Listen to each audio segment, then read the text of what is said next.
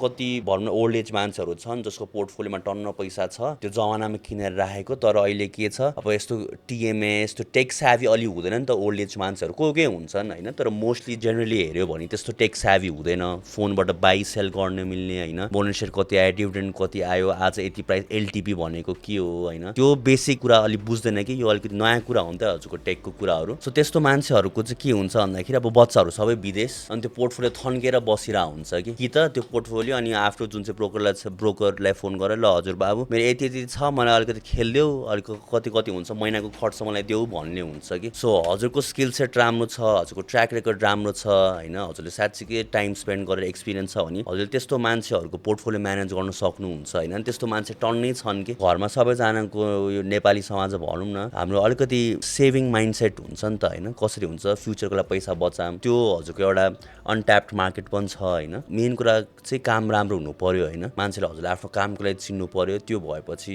पैसा त्यस्तो खासै इस्यु हुन्न कि।